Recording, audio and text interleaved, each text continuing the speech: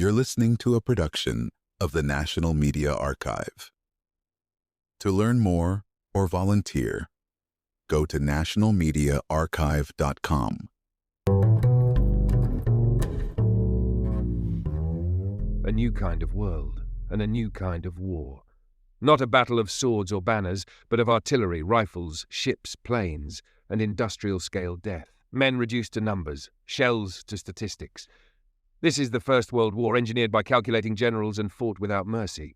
1 billion artillery shells, 1 million machine guns, 50 billion bullets, 65 million soldiers deployed, 6,000 men die every single day. It is war as a spreadsheet, death quantified. By the end of it, 1/3 of every European man between the ages of 19 and 22 is gone. No family escapes untouched. This war spawns modern democracy, fascism, communism. It tears down empires and buries the old ruling class under their own indifference. But the obvious question, how did this happen? August 1914. Across Europe, men are being mobilized at a scale no one's seen before. 18 million soldiers summoned. The continent had been at peace for over 40 years. No one expects this level of violence. Since the last major European war, society has transformed. Industrialization introduced mass production, factories, railroads, steel. And now machines are about to change how humans kill each other. Industrialized warfare, no one's ready for it. In the 19th century, progress meant wealth, health, growth. Germany especially. Population rising by 1 million per year. By 1914, 67 million people. The ruling classes saw them not as citizens but as bodies to govern, and when needed, to sacrifice. To understand why this war happens, look at Europe's ruling elite. Their empires, their obsessions with power. In 1914, the British Empire covers 12.7 million square miles, a quarter of the global population. Second largest is Tsar Nicholas II's Russian Empire. France follows. Germany? Its empire is just 1/10 the size of Britain's. Empires are more than prestige projects. They are trade networks, and control is the currency. Britain favours free trade, exporting over £500 million in goods, accounting for a quarter of global manufactured exports. But most empires don't play fair. They lock out rivals, hoard resources. Bigger empire, bigger leverage. For Germany, it's not just bruised ego. The small size of their empire stunts economic growth. Since 1900, German industry is booming, surpassing even Britain in key sectors. Electrical goods, chemicals. By 1914, 3 German companies control 90% of the global chemical market. German steel production increases 1,000% to 19 million tons, more than Britain, France and Russia combined. And they're not just making steel, they're exporting it. They're making pharmaceuticals, dyes. Even the British Army's khaki uniforms get their colour from German dye. Germany has industrial power, but not enough access to global markets. They're boxed in. To the German elite, this isn't just bad business, it's existential. If they don't expand, they'll be strangled, starved of resources, left behind. They want their global slice and they believe they've earned it. But economic frustration isn't the only motivator. The German elite is dominated by an aristocratic officer class. Career soldiers raised on hierarchy, nationalism and dreams of adventure and empire. To build that empire, Germany needs a navy. Enter Admiral Alfred von Tirpitz. He spearheads Germany's naval expansion. Spending jumps from £8 million to 23 million. Britain counters hard. The Royal Navy doubles in size. By 1914, Britain is pumping £45 million a year into shipbuilding, a quarter of all public spending. Britain launches HMS Dreadnought, the most powerful battleship ever built. 10 12-inch guns, each shell weighs half a ton. One broadside can obliterate anything. By 1914, Britain has 22 dreadnoughts, 13 more under construction, and 574 other warships and submarines, 609 vessels total. Even today, the United States Navy, a global superpower, has fewer ships than Britain did then. Germany, by comparison, musters 15 dreadnoughts. 319 other vessels.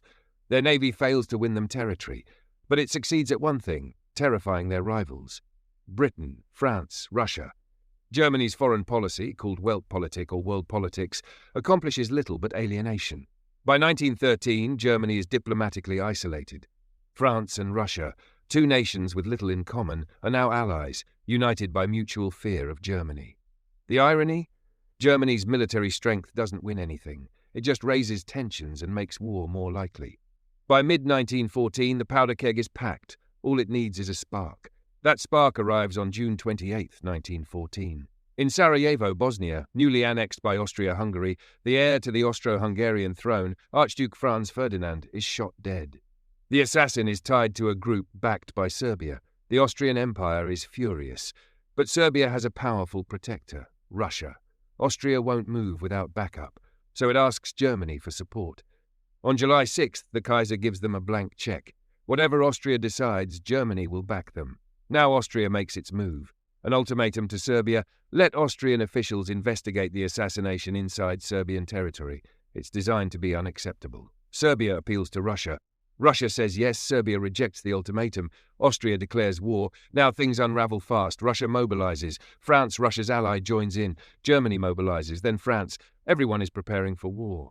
Britain, still on the sidelines for now, but Germany has a plan. Not a good one, just a fast one. The Schlieffen Plan. Hit France first. Hard. Go around their defences by invading neutral Belgium. Knock France out in 6 weeks.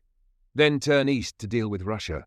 It's ambitious, and based on some very wrong assumptions that France is weak, that Russia will take too long to mobilise, that Britain won't intervene.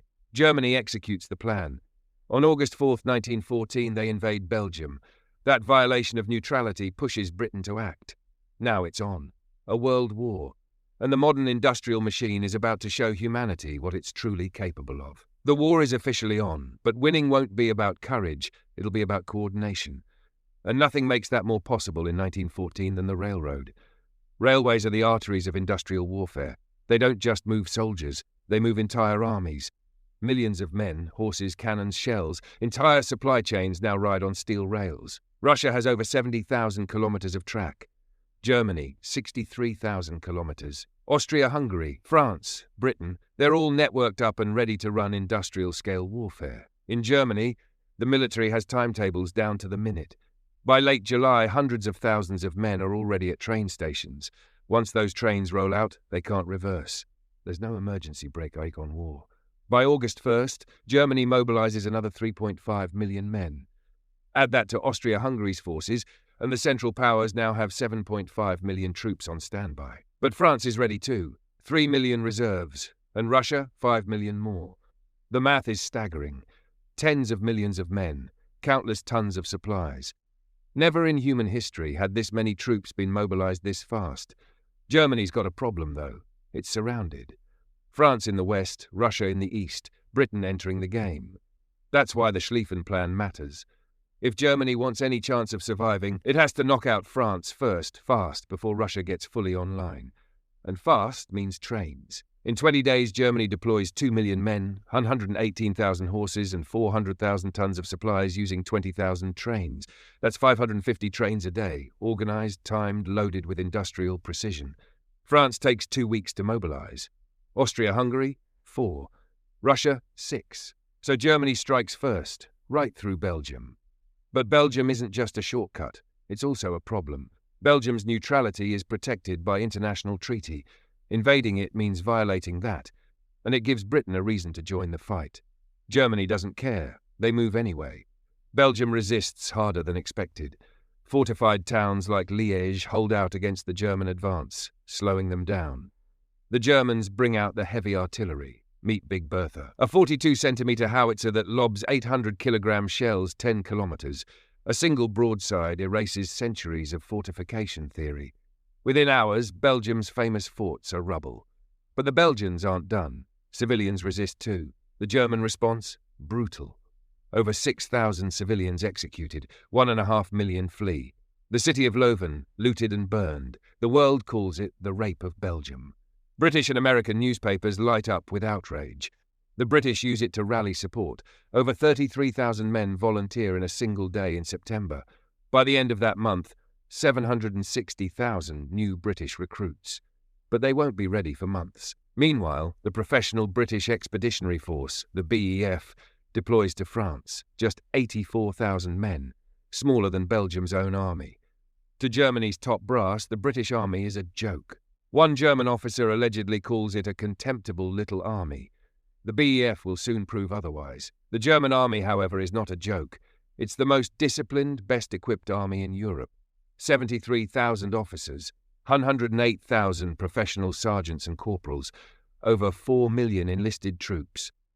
And they've been training for this since 1871. But it's not just manpower, it's firepower. The German invasion force is armed to the teeth. Machine guns, artillery and industrial logistics backing every move. Still, speed is critical. For the Schlieffen Plan to work, German troops must reach France quickly before France and Britain can properly respond.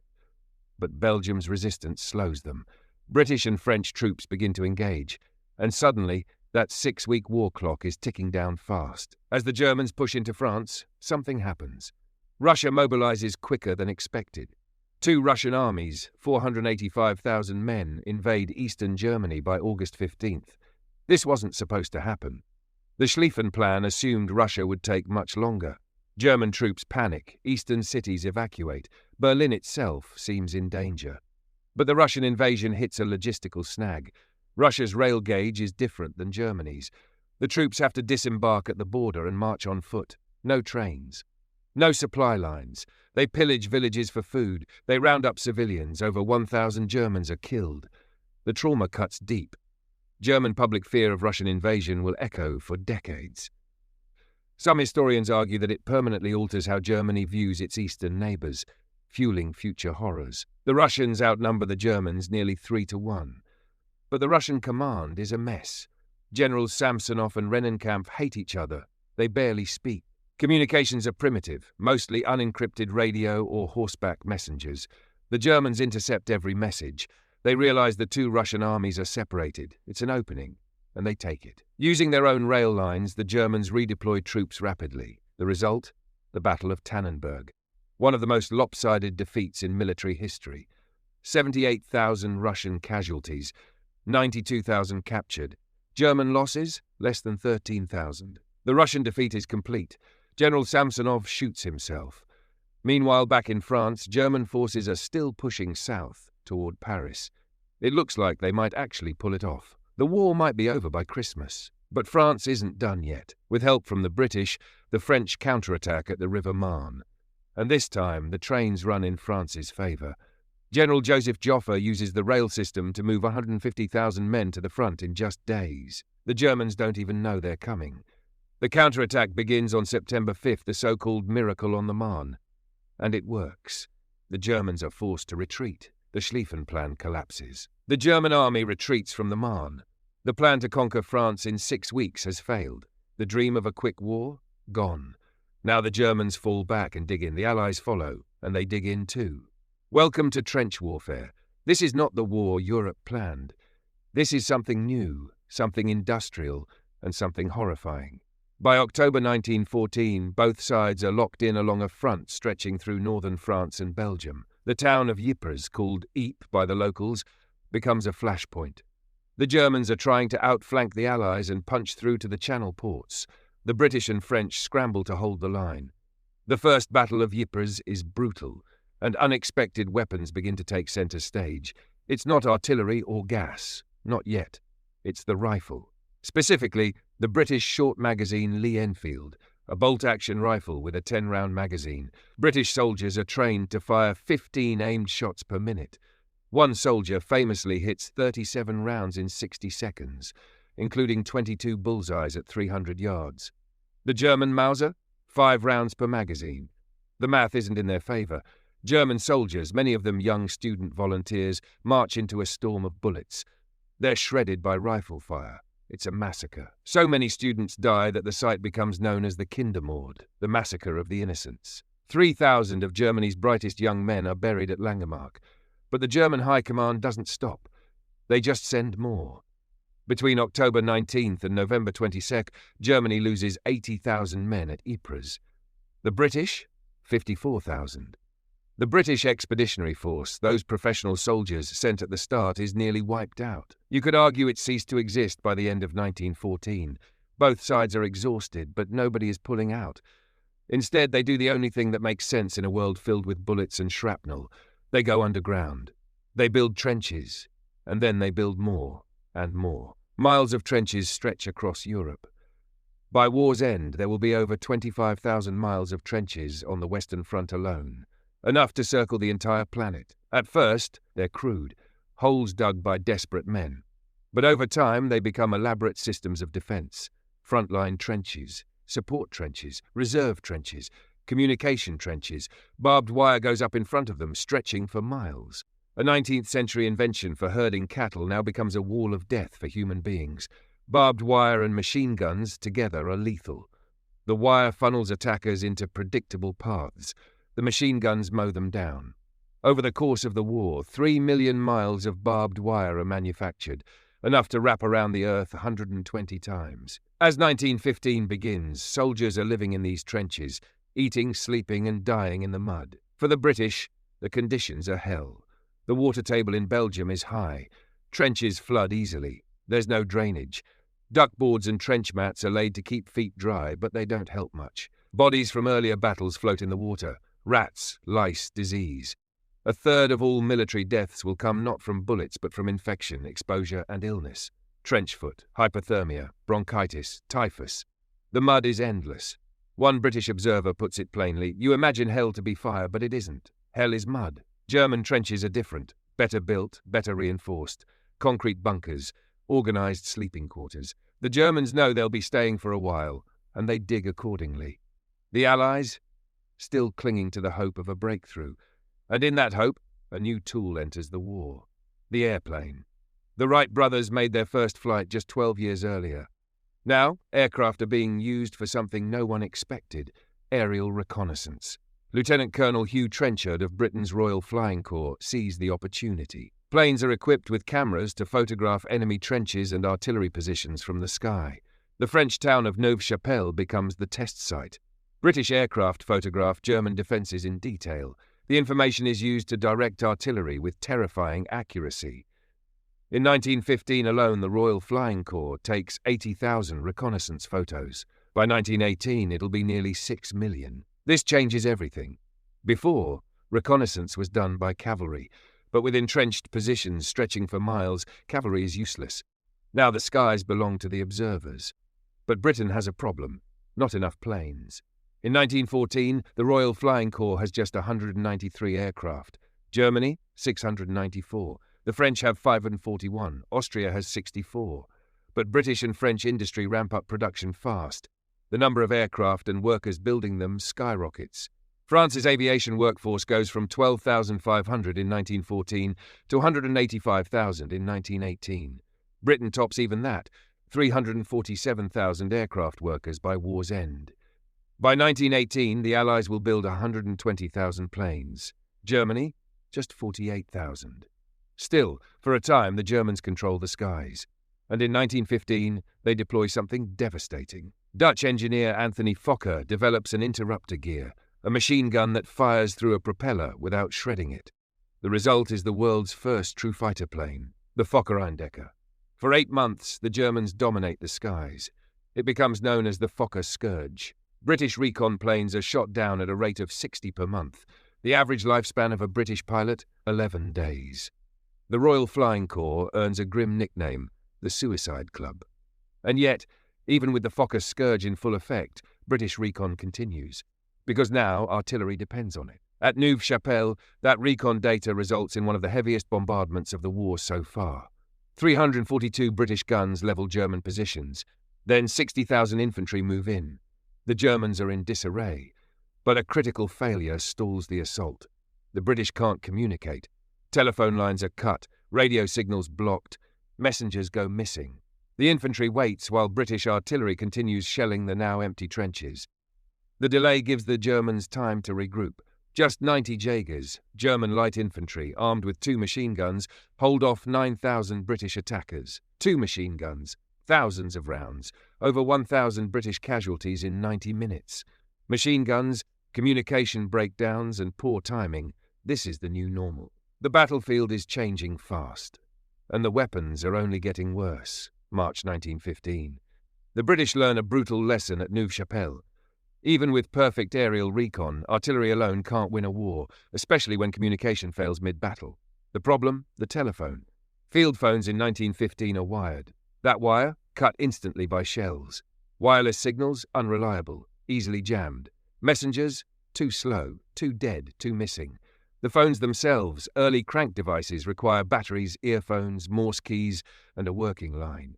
If any of those fail, the entire command chain goes dark, and in the confusion, soldiers die. Neuve-Chapelle ends with 21,000 casualties and barely a mile gained. To defend their trenches, the Germans rely on something far deadlier than poor British coordination: machine guns. At the start of the war, each German battalion has 6 of them. By 1916, that number rises fast. British troops carry bolt-action rifles, trained to fire 15 rounds a minute. The German MG-08, 600 rounds per minute. One machine gun equals 40 riflemen. At the Battle of the Somme, just 10 British machine guns fire for 12 hours, 1 million bullets. And soon the production ramps up. From 1914 to 1918, over 1.1 million machine guns are manufactured. In 1915, Germany alone has 10,000 MG-08s. At Neuve-Chapelle, 90 German Jaegers and 2 machine guns hold off 9,000 men. The math is brutal, but accurate. Still, the biggest bottleneck in 1915, ammunition. Britain enters the war producing 7,000 big shells a day. Not enough, not even close. The Neuve-Chapelle assault burns through 200,000 shells in 4 days. That's a month of factory output, gone before the weekend. By May, the shell crisis becomes national news. The Evening Telegraph headline, "Scarcity of shells hinders British attacks." The scandal topples Prime Minister Asquith's government. In response, Britain goes all in on war production. The government takes direct control of factories. 1 million new workers are recruited, most of them women. This industrial army will reshape society as much as the war reshapes Europe. And then there's acetone. Britain needs it to make cordite, the explosive in artillery propellant. Enter Chaim Weizmann, a chemist who invents a new fermentation method using grain. The British government takes his formula and converts breweries and distilleries into explosives plants. 2 new factories are built, producing 90,000 gallons of acetone per year. By the end of 1915, Britain's shell production jumps from 7,000 per day to over 16 million annually. By 1917, 50 million shells a year, but no amount of shells can break the deadlock. In France, First Lord of the Admiralty Winston Churchill has a plan. Open a second front, take the Dardanelles, seize the Gallipoli Peninsula, break the Ottoman Empire, link up with Russia through the Black Sea. It fails, badly. The Ottoman Empire, equipped with modern German weapons and fortified in the high ground, turns Gallipoli into a death trap. 400,000 casualties, many from Britain's colonies. Another blood-soaked stalemate. Meanwhile, under the sea, Germany is preparing something different. The undersea boot, the U-boat, a new kind of naval terror. Germany's surface fleet is outnumbered by Britain, but underwater, different story. The U-boat is fast, stealthy, and deadly. 6 torpedoes, an 88mm deck gun, a 7,800-mile range. But the conditions? Miserable, hot, cramped, filthy, and deadly. Half of U-boat crews will die in action. In February 1915, Germany declares the waters around the British Isles a war zone. They warn that any ship, neutral or not, could be sunk without warning. And on May 7, 1915, they do exactly that. U-20 spots the Lusitania off the coast of Ireland. No warning. 1 torpedo, direct hit. Within 18 minutes, the ship goes under. 1,197 dead. 124 of them American citizens. The reaction? Fury. Newspapers explode. Riots break out. American public opinion turns against Germany. The Lusitania becomes a symbol. And Germany? Branded a pirate state. But the British aren't saints either. Later that year, the Royal Navy's HMS Baralong sinks U-27. Surviving German sailors in the water are gunned down, violating every code of war. Germany calls it murder. Britain says nothing. Honour is gone. And the rules? Already obsolete. By late 1915, Germany pushes things even further. They unleash something entirely new. Chlorine gas, developed by chemist Fritz Haber, deployed at the Second Battle of Ypres, the first modern chemical weapon. 6,000 gas cylinders, 1 signal. Green-yellow fog drifts over no man's land. The French don't know what it is. Then they start choking, suffocating, drowning from the inside. Gas doesn't just kill, it terrifies. It burns eyes, melts lungs, mocks the idea of protection. Even Haber's own wife, Clara, kills herself after witnessing the horror her husband helped create. Germany had signed the 1899 Hague Convention, banning chemical weapons. They used them anyway.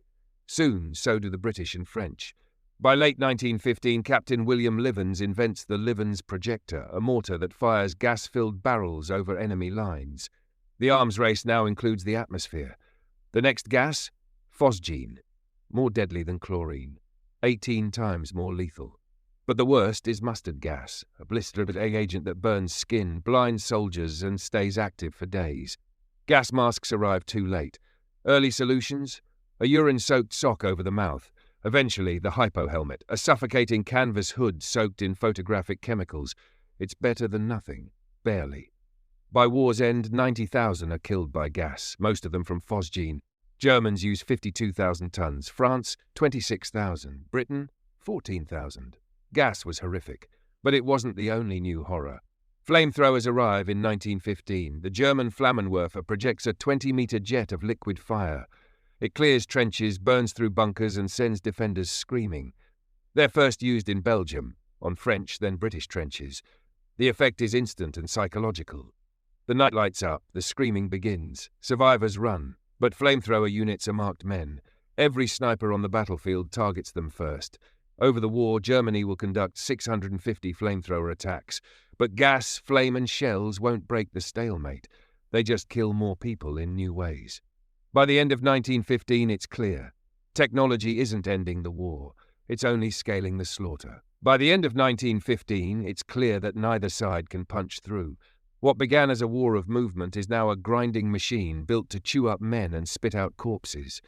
The quick war fantasy is dead. So in 1916, the generals lean into something even worse: attrition.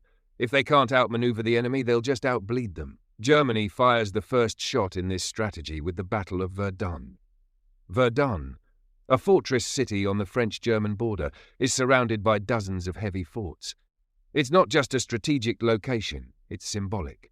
The Germans know the French will defend it to the last man, which is exactly what German Chief of Staff Erich von Falkenhayn wants.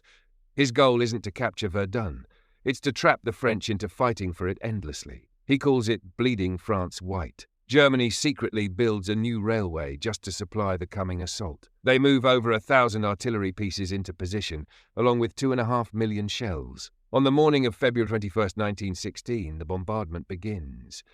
1,200 guns open fire. The sound alone is enough to shatter morale. Over the next few hours, 2 million shells fall on a front just 8 miles wide. That's more steel and explosives in one day than some armies used in entire wars. French troops dig into the mud, many without helmets. Those won't arrive for months. Some try to dig themselves deeper into the earth with their hands. Others simply crack. No one who survives Verdun ever forgets it. Then the German infantry begins its advance. 80,000 men, well-equipped and confident. They take several key French positions almost immediately, including Fort Douaumont, France's most heavily armed fortress. But here's the twist. It's basically empty. The French had stripped it down to just 57 defenders. The Germans walk in without a fight. At this point, Falkenhayn should be celebrating. His plan is working. But instead of holding his ground and letting the French grind themselves down in a counterattack, he pushes forward, committing more troops. What was supposed to be a battle of slow bleeding turns into another full-scale offensive. And now it's the French turn to dig in and refuse to collapse. General Philippe Pétain takes charge of the defense. He rotates troops constantly so no unit gets stuck in Verdun for too long. He expands the French supply rail, coordinates artillery, and reinforces the line. He understands this isn't just a battle, it's a siege of national will. By April, France has already suffered 131,000 casualties. Germany's losses are close behind at 120,000. And still, the fighting continues. The death toll climbs daily. Some villages change hands over a dozen times. Forts are taken, lost, and retaken. 1,000 men die at Verdun every single day for 10 months straight. By the time the battle ends in December, France has committed over 70% of its army to the fight. In total, Verdun claims 700,000 casualties and fires over 40 million shells, and the front lines barely move. While France is bleeding at Verdun, Britain is preparing its own big push on the River Somme. The idea is to relieve pressure on the French and deliver a decisive blow against German positions. British General Douglas Haig plans a massive artillery bombardment, one so powerful that, in his words, not even a rat would survive it. The bombardment lasts 7 days. 1.7 million shells are fired, shaking the earth and giving soldiers tinnitus that lasts for life. Then at 7:28 a.m. on July 1st, 1916, the British detonate 19 enormous mines beneath German positions.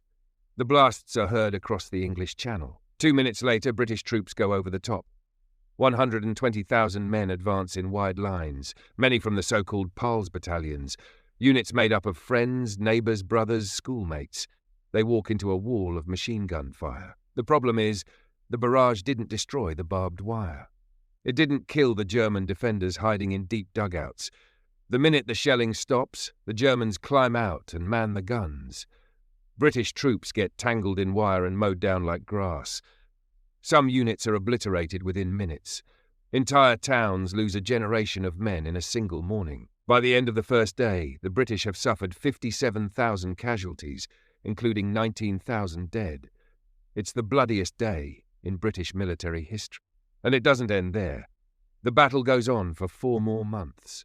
The fighting at the Somme is relentless. Rain turns the battlefield into a swamp. Corpses rot in the mud. The front shifts a few hundred meters at a time, if at all. Every inch is paid for with hundreds of lives. By the time winter brings it to a halt, over 1.2 million men have been wounded, captured, or killed. Yet amid this horror, something new rolls onto the battlefield: the tank. The British Mark I is a 28-ton steel beast with 2 cannons and 3 machine guns. Its top speed is slower than a jog, and it breaks down constantly. Of the 49 tanks deployed in the first assault on September 15th, only 36 make it to the starting line. Most get stuck in mud, fall into craters, or stall under German fire. But the few that do break through cause chaos. German troops panic. They've never seen anything like it.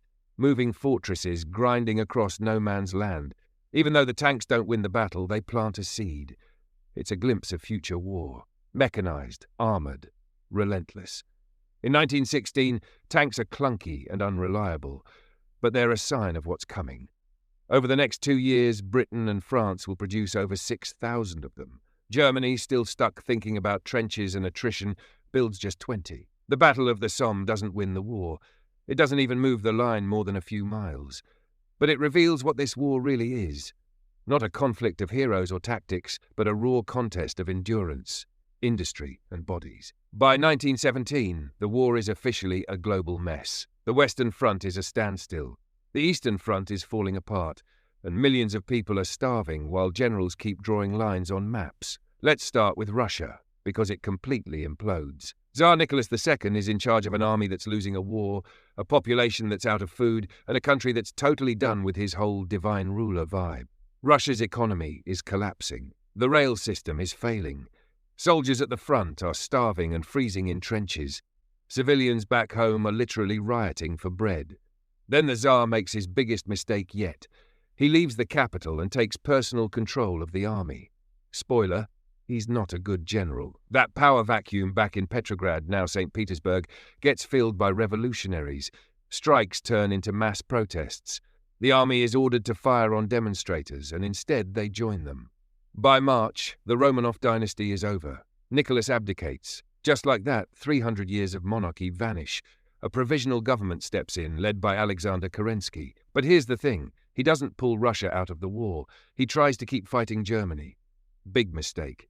Russian soldiers, sick of fighting and dying, start deserting in waves.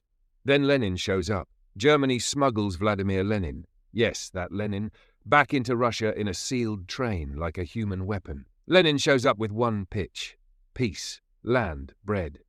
Translation: stop fighting. Give peasants farmland and feed literally anyone. It works. The Bolsheviks take power in the October Revolution. Within months, Russia sues for peace. Germany signs the Treaty of Brest-Litovsk with Lenin's new Soviet regime in early 1918. Russia gives up huge chunks of territory and exits the war. Germany now has one front to focus on. They start shifting troops west, but they're not the only ones making moves. Back in the Atlantic, Germany is playing with fire again. In early 1917, they resume unrestricted submarine warfare. Every ship heading to Britain, merchant, passenger, neutral, now a target. They're trying to starve Britain into submission by sinking everything that floats, and it works for a while. British shipping losses triple. Food rationing begins. Britain is dangerously close to collapse, but Germany screws up. again. They send a secret message to Mexico. Hey, if you go to war with the US and attack them, we'll help you get Texas, Arizona, and New Mexico back. That message? The Zimmerman telegram. It gets intercepted by the British, decoded, and handed to the US. When it hits the American press, people lose their minds. The US is already angry over sunk ships and lost lives. Now Germany's trying to spark a war on US soil? That's it. Game over. On April 6, 1917, the United States declares war on Germany. But hold up, this doesn't mean America shows up guns blazing. The US Army is tiny, just 127,000 men, and they're not ready for trench warfare, European logistics, or chemical weapons. So the real impact of America entering the war? Not troops. Not yet. It's money. American loans keep Britain and France alive. American factories crank out weapons, shells, ships, and supplies, and soon American troops start training. By the end of the war, nearly 2 million US soldiers will fight in Europe. But in 1917, they're still suiting up. Meanwhile, France is falling apart. After the disasters of Verdun and the Somme, French soldiers begin to, full-on mutiny. Some units refuse to go to the front. Others sing revolutionary songs. Morale is rock bottom. Out of 110 French divisions, 68 are affected by mutiny. General Robert Nivelle is blamed and immediately replaced. The new guy? Philippe Pétain. Yeah, the same guy who held the line at Verdun. He cracks down on mutineers but also improves living conditions, rotations, and food. He doesn't treat them like cowards. He treats them like broken men, and it works. Slowly, the French army stabilizes, but the war is still dragging on and it's getting more global by the day. In the Middle East, the British are fighting the Ottomans. The Ottoman Empire is collapsing, but it's still brutal. They carry out the Armenian genocide, systematic killing and deportation of over 1 million Armenians, one of the first modern genocides. Meanwhile, in Palestine, a British officer named T.E. Lawrence, Lawrence of Arabia, leads an Arab revolt against Ottoman forces, using guerrilla tactics and sabotage. It's romanticized later, but on the ground it's sand, blood, and betrayal.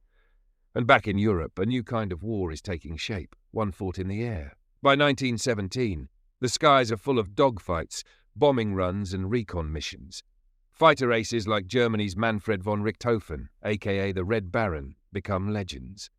The Red Baron scores 80 confirmed kills before getting shot down himself in April 1918. He's only 25. But even as the tech evolves, the front lines don't move much. Germany is building massive concrete bunkers. France is deploying tanks. Britain now has an air force, but no one can land a decisive blow. 1917 becomes a year of collapse.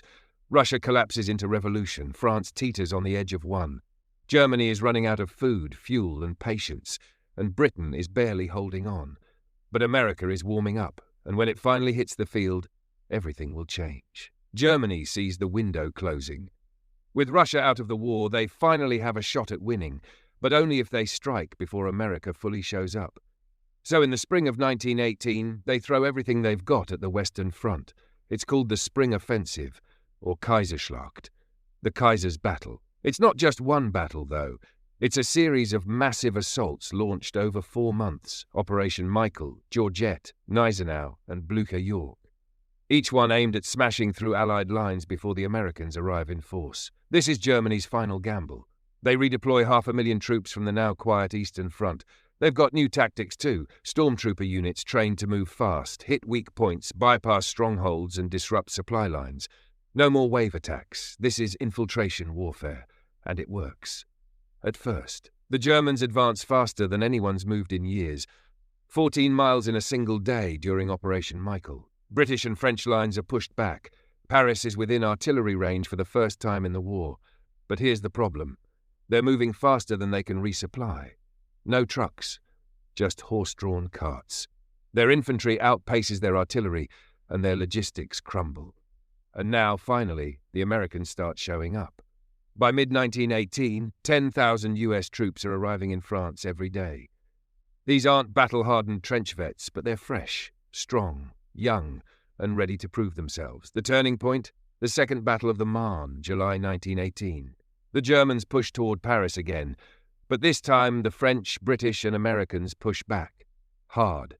It's not just defense. It's a counterattack. German lines break. They fall back for the first time. And from that moment on, the Allies are done playing defense. August 8, 1918. The Battle of Amiens begins. This is what German General Ludendorff calls the Black Day of the German Army. British, French, Canadian, Australian and American forces smash through German lines using coordinated tanks, planes, artillery and infantry. No slow walks into machine guns. This is mobile warfare. Finally figured out. In the first 2 hours, the Allies take 13,000 prisoners and wipe out entire divisions. German morale collapses. Soldiers begin to surrender in mass. Some refuse orders, others desert. Germany doesn't have the strength or the Allies to keep going. Back home, Germany is falling apart. There's food rationing, mass strikes and a naval mutiny in Kiel. Civilians are starving. Soldiers are exhausted. Influenza. Yep, that flu is killing thousands on top of the war itself. And politically, it's chaos. On November 9th, 1918, the Kaiser abdicates. Germany declares itself a republic. The imperial system is dead. 2 days later, November 11th, 1918, at 11 a.m., the guns fall silent. The armistice is signed. The war isn't technically over yet. The Treaty of Versailles comes later. But for all practical purposes, World War I ends that morning. The final numbers? Staggering. Over 65 million men mobilized. More than 9 million soldiers dead. 7 million civilians killed. Another 21 million wounded. And those numbers? Conservative. Many more died from famine, revolution, genocide and disease in the years that followed. This wasn't just a war. It was a civilizational trauma. The Austro-Hungarian Empire gone. The Ottoman Empire gone. The Russian Empire gone. The German Empire gone. 4 empires vaporized in 4 years. The map of Europe is redrawn with new nations and unstable borders, many of which are still causing problems today. And the peace that follows? Well, it's not peace. It's a 20-year pause. Because the conditions created by World War I, the humiliation of Germany, the collapse of economies, the rise of radical ideologies, are the fuel that will ignite World War II. But in 1918, no one knows that yet. They just know the killing has stopped. And after 4 years of industrial slaughter, that's enough. The guns go quiet at 11 a.m. on November 11, 1918. But the war doesn't end there.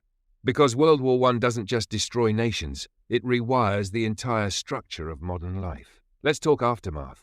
Not just politically, but economically, socially, psychologically. First, the map. Europe looks nothing like it did in 1914. The Austro-Hungarian Empire shatters into pieces. Austria-Hungary, Czechoslovakia, Yugoslavia, all drawn out of its corpse. The Ottoman Empire, gone. Carved up by Britain and France into mandates, which is just a fancy word for colonial loot. That's how we get Iraq, Syria, Palestine under Western control. Russia, it's now the Soviet Union. A communist state born from war, famine and revolution. And Germany, defeated, broke, humiliated, is forced to sign the Treaty of Versailles. They lose territory. Their army is gutted. Their economy is shackled with reparations they can't pay. They're blamed entirely for the war, despite the fact that everyone had their hands on the trigger. And it creates a wound, a national humiliation that festers. If you want to know where World War II starts, it starts right there, with the Treaty of Versailles. Second, the body count. Over 16 million dead. Double that wounded. An entire generation of young men, especially in Europe. In France, more than a third of all men aged 18-30 are dead or maimed. In Britain, nearly every village has a war memorial. Whole communities lost every one of their sons in a single day. And the survivors? They're broken in ways people don't even have words for yet. PTSD isn't a concept. It's called shell shock, and it's barely understood. Men are shaking uncontrollably, screaming in their sleep, unable to function. Some never speak again. And it's not just the soldiers. Civilians endure bombing, food shortages, and, just as the war ends, a global flu pandemic that kills 50 million people. Yes, that's more than the war itself.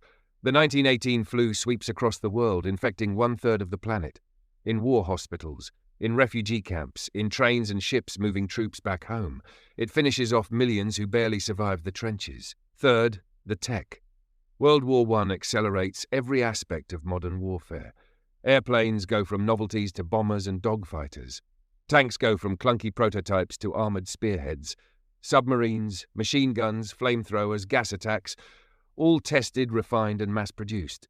The entire battlefield becomes mechanized. And the industrial base that built all of it, it doesn't just go away.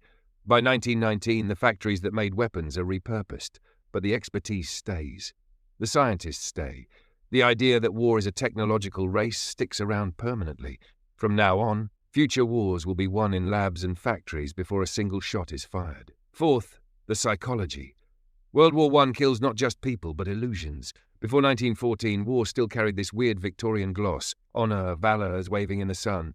After Verdun, the Somme, Passchendaele, nobody romanticizes anything. This is the war that births cynicism, irony, dissent. Writers like Wilfred Owen, Eric Maria Remarque, Siegfried Sassoon, they describe war not as glory but as mud, rats and rot, as young men dying for the egos of old men. The war changes art, literature, philosophy. It breaks belief in institutions and exposes how fragile modern civilization actually is. Fifth, the politics. The war seeds the rise of ideologies that define the 20th century. Communism in Russia, fascism in Italy, Nazism in Germany. It discredits monarchies and empowers mass movements. It normalizes total war, where civilians, economies and propaganda all become part of the battlefield. And with the US stepping in to end the war, it marks the beginning of the end for European global dominance. The American century starts here. And finally, what it cost. It cost everything. The First World War was not the war to end all wars. It was the blueprint for all modern wars. A warning shot that nobody listened to. Within 20 years, it happens again. And it's even worse. But if you want to understand how the 20th century happens, how we get modern nations, modern warfare, modern trauma, you start in 1914. Because World War I didn't just change the world, it made the one we live in now.